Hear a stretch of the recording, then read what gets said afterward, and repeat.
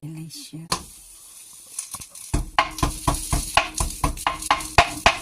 Follow it to remove the garlic.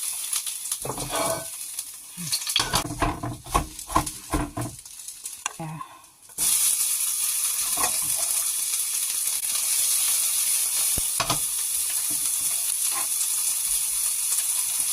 My meat, I get since the one smaller, this one, guys.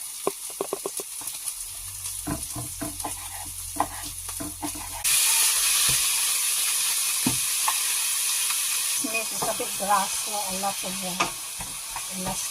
it's hard still, so I need to get boiled with parsley. Then pepper. This time we can put bay leaves. This is bay leaves. And you can put soy sauce. And it's nice to get tomato because it's delicious. This taste. Add tomato. I'll put in here. Tomato.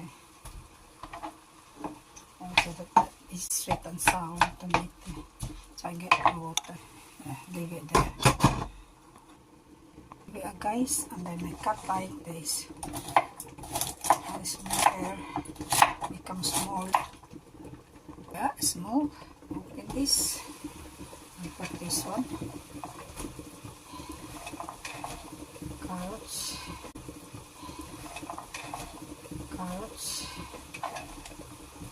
Thyme. This is Bartolotti beans water. You need to wipe it. So that is nice. I'm not adding water yet. See what this goes. Alright. Leave it to cook. Adding this boiled water from potato. Here we are. Delicious tube, beef tube. I don't need to make a sticky. That's nice. Oh, yummy. Delicious. Here we are. Nice. Sticky soup.